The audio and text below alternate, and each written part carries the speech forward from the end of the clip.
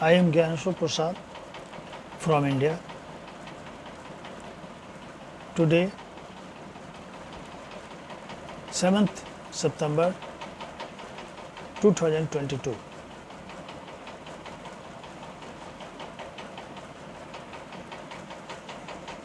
आज हम लोग बात करेंगे न्यूटन्स लॉ ऑफ मोशन पर।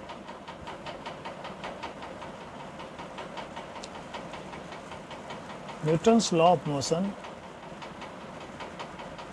में हम लोग 3 लॉ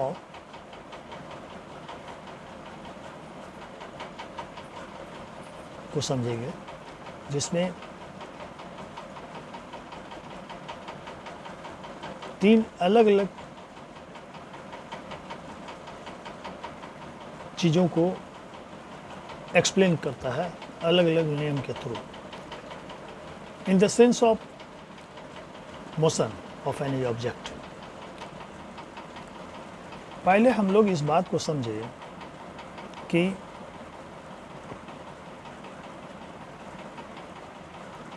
गति और वेग होता क्या है। यदि कोई वस्तु एक स्थान से दूसरे स्थान पे एक खास समय में पहुंच जाता है, तो हम लोग जो दूरी वो तय किया उस दूरी में उस समय से भाग देते हैं, डिवाइड करते हैं, और उस वस्तु की गति या वेग को बताते हैं कि इतना किलोमीटर प्रति सेकेंड या इतना मीटर प्रति सेकेंड या इतना किलोमीटर प्रति घंटा की रफ्तार से वो वस्तु आगे बढ़ रही थी, कि गति से वो वस्तु आगे बढ़ रही थी, कि उस गति से वो वस्तु आगे बढ़ रही थी, उस वेलोसिटी से वो वस्तु आगे बढ़ रही थी। अब सवाल यहाँ पर पैदा होता है, हम बार बार बोल रहे हैं गति, रफ्तार, वेग, तो ऐसा क्यों बोल रहे हैं? ऐसा इसलिए बोल रहे हैं कि बस किसी भी ऑब्जेक्ट या किसी भी पार्टिकल की गति कुछ भी हो सकती है। हो सकता है कि वस्तु कुछ दूर सीधे जाता हो, फिर सीधे जाते जाते घूम जाए, या कोई वस्तु सर्पेंटाइन डायरेक्शन में चल रहा हो, या कोई वस्तु या पार्टिकल सर्कुलर मोशन में हो, या कोई वस्तु किसी एक खास दिशा की दिशा में भाग रही हो, इन ए सर्टेन डायरेक्शन। तो जब कोई वस्तु की डायरेक्शन की बात नहीं की जा रही हो और उसकी केवल डिस्प्लेसमेंट की बात कर रही हो, उसकी एक स्थान से दूसरे स्थान की दूरी की बात की जा रही हो, एक यूनिट टाइम में, एक इकाई समय में, तो वो उसकी गति है, जिसमें दिशा की बात नहीं है। वो वस्तु सर्पेंटाइन भी जा सकती है, सर्कुलर भी जा सकती है, और या तो जिग जैग आगे जा रहा हो। तो जो displacement, I am not talking about the displacement in a certain direction, I am talking about the displacement in a serpentine और circular displacement. That is the difference between the velocity and speed. वेग और गति में यही फर्क है कि जब हम बात करते हैं कि कोई वस्तु की एक स्थान से दूसरे स्थान पे जब वो विस्थापित होती है एक इकाई समय में, तो वो उसकी गति है। इसमें दिशा का कोई मतलब नहीं। और वो डिस्प्लेसमेंट जिग जैग डायरेक्शन में भी वो मेजरमेंट किया हुआ डिस्प्लेसमेंट हो सकता है, या सर्कुलर डिस्प्लेसमेंट भी हो सकता है। लेकिन जब डिस्प्लेसमेंट एक सर्टेन डायरेक्शन में हो रहा हो, एक यूनिट टाइम में एक सर्टेन डिस्प्लेसमेंट हो रहा हो, तो वो उसकी वेलोसिटी कही जाएगी। और यदि डायरेक्शन की बात नहीं है तो उसकी उसको स्पीड कहते हैं, और हिंदी में हम लोग रफ्तार बोल सकते हैं, गति बोल सकते हैं। लेकिन जब डायरेक्शन की बात करके जब बोलेंगे तो हिंदी में उसे वेग बोलेंगे। अब हम लोग को ये अब समझना है कि अगर कोई पार्टिकल या कोई वस्तु अगर चल रही है तो क्या होगा। सपोज कि कोई वस्तु एक यूनिट वेलोसिटी से 5 किलोमीटर प्रति घंटा या 5 किलोमीटर प्रति सेकंड की स्पीड से चली जा रही है, एक सर्टेन दिशा में चली जा रही है, तो क्या वो उसी रफ्तार से जाते रहेगी? ऐसा तो नहीं लगता। अब इसको हम लोग को समझना होगा कि यदि एक बॉल लें और उस बॉल को एक ज़मीन पर रखें और उसको थोड़ा मोशन दें, तो वो बॉल खसकना शुरू कर देगा। लेकिन खसकते कुछ दूर तक जाने के बाद वो बॉल जो है शुरू हो जाएगा। ऐसा क्यों? ऐसा इसलिए कि उस बॉल की जो सरफेस है और जो फ्लोर की जो सरफेस है, उसकी बनावट की वजह से उन दोनों के बीच फ्रिक्शन फोर्स अप्लाइड होता है, जो उसके डायरेक्शन के विपरीत लगता है। और जितना ज़्यादा एरिया होगा, कॉन्टैक्ट सरफेस एरिया जितना ज़्यादा होगा, उसमें उतना ही ज़्यादा फ्रिक्शन होगा। कॉन्टैक्ट मटेरियल कैसा है ये भी डिपेंड करेगा। तो सवाल ये है कि वही बॉल जब एकदम स्मूथ और पेट्रीफाइड फ्लोर पे अगर उसको रख कर और छोड़ दिया जाए तो काफ़ी दूर तक जा सकता है। लेकिन सपोज कि कोई फ्लोर ही ना हो, तो यदि ये वस्तु किसी फ्लोर पर चल रही है तो हम मान सकते हैं कि इसमें फ्रिक्शन का फोर्स लग रहा हो, इसमें रुकावट, दो फ्लोर के बीच में एक रुकावट लग रहा हो, रेजिस्टेंस लग रहा हो, जो इस वस्तु को रोकने की कोशिश कर रहा है और धीरे धीरे रोक देगा।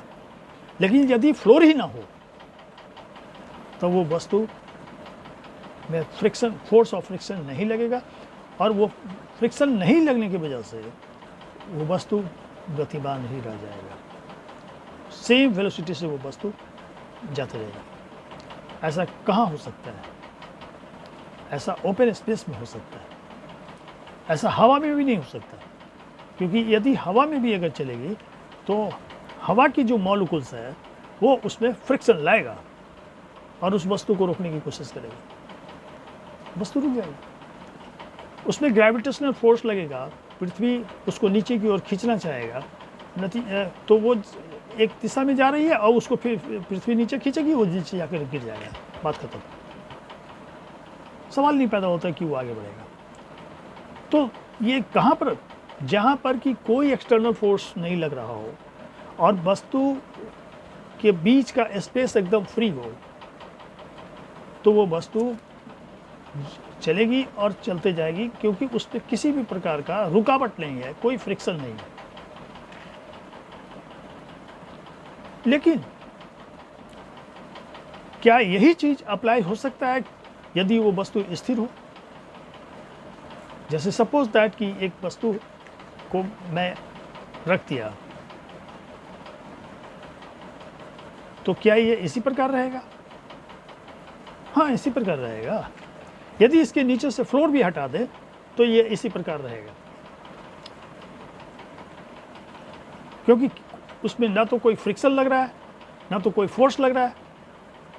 तो वो वस्तु में जहाँ पर है वहीं पर रहेगा। इसका मतलब ये हुआ कि हर वस्तु में एक खास गुण है कि वो अपनी ही अवस्था में रहना चाहता है। अगर वो गति की अवस्था में है, यदि वो किसी वेलोसिटी, एक सर्टेन वेलोसिटी से वो आगे की ओर बढ़ रहा है, तो उसी सर्टेन वेलोसिटी से वो वस्तु आगे बढ़ती चली जाएगी। यदि कोई वस्तु स्टेशनरी कंडीशन में है, रुका हुआ है, स्थिर है, तो वो चाहेगा कि हम उसी अवस्था में पड़ा रहें। एंड सिंसियर, और इसी जगह से न्यूटन्स का फर्स्ट लॉ क्रिएट होता है, जिसमें कि according to the definition I am reading the same what is written in English. An object at rest remain at rest, and an object in motion remain in motion at constant speed and in a straight line unless acted on by an unbalanced force। मतलब कि यदि कोई वस्तु स्थिरावस्था में है तो वह वस्तु स्थिरावस्था में रहेगी।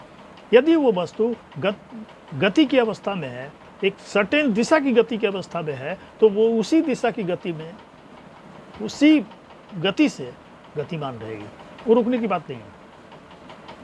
This is the first law of the Newton's law of motion. Now,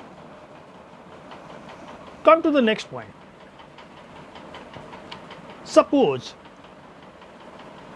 this object in a stationary condition.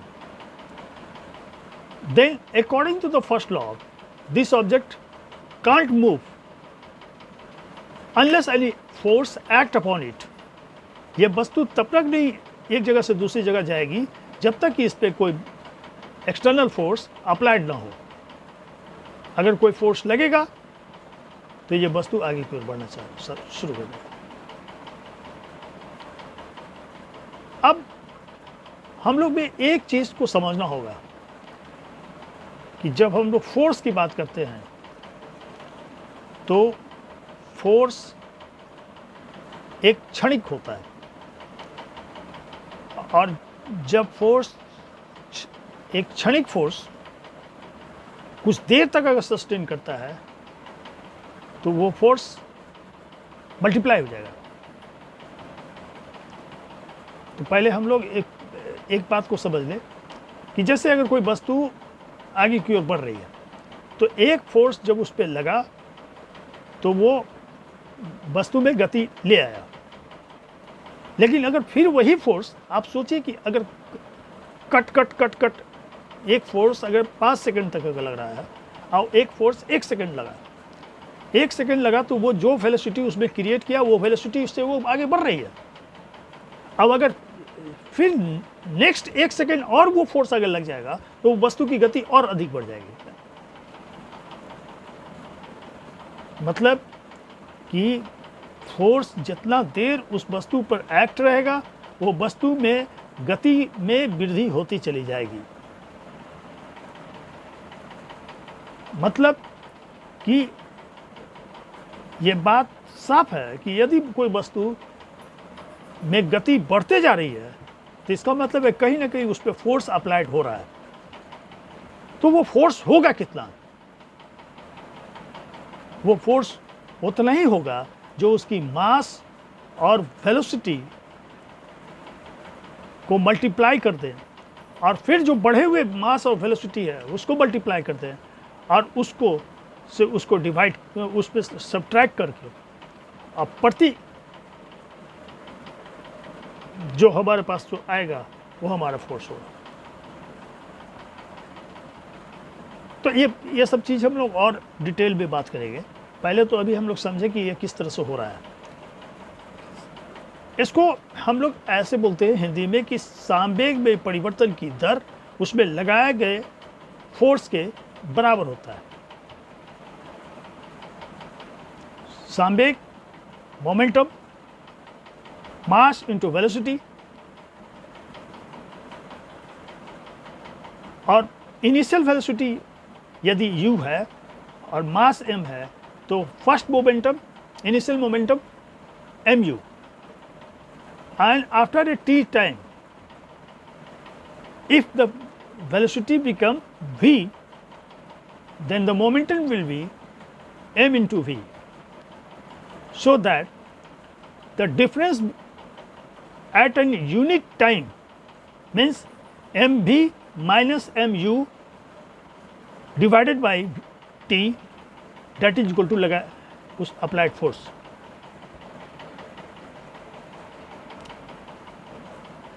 This is the second law, and now I am reading this definition, what is written there. The acceleration of an object depends on the mass of the object and the amount of the force applied on it. Acceleration means increment in the velocity in a certain time, unit time.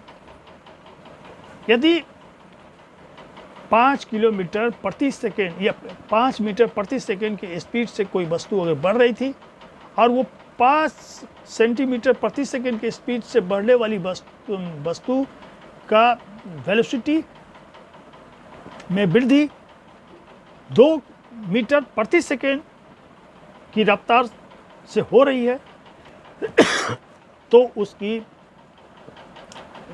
Acceleration 2 metre प्रति second I mean the प्रति second square. if 5 metre प्रति second की speed से कोई वस्तु बढ़ रही है और उसकी गति में हर बार 2 मीटर प्रति सेकेंड की वृद्धि हो रही है, तो 2 मीटर प्रति सेकेंड की जो वृद्धि है प्रति second, that is the acceleration of that object. So that in every second the increment in the velocity will be 2 meter प्रति second. That is the acceleration of the object that is moving in a certain direction with having the force applied on it. So there is no any confusion at all. Now come to the point. When any object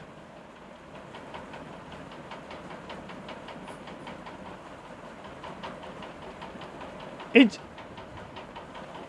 at a statical condition, stationary condition, स्थिरावस्था में कोई वस्तु अगर है और यदि उस पर कोई फोर्स हम लगाए तो जितना फोर्स हम उस पर लगाएंगे उतना ही फोर्स का एक रिपल्सन फोर्स भी मिलेगा. अब ये कैसे, ये साफ पता चलेगा. सपोज दैट कि यदि हम किसी नाव पर जा रहे हैं, पानी अस्थिर है और नाव पर से अगर सपोज दैट कि नाव में कुछ पत्थर हम रखें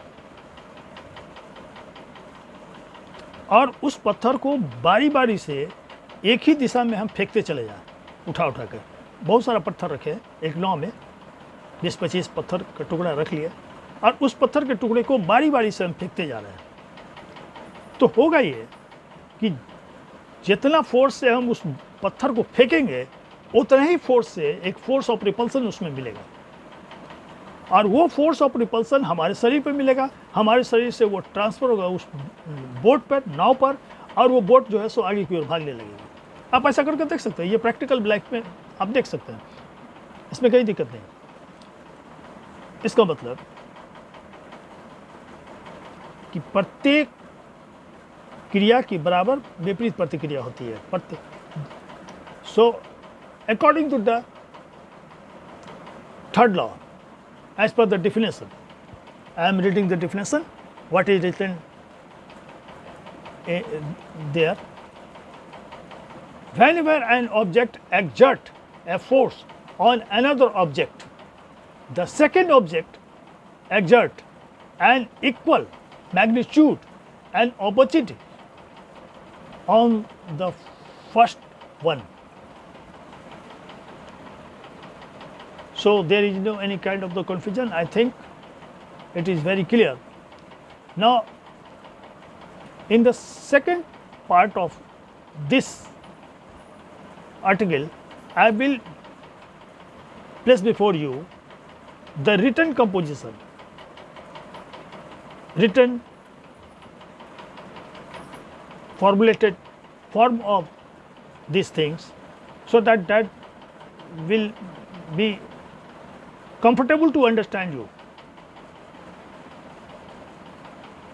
Now, I am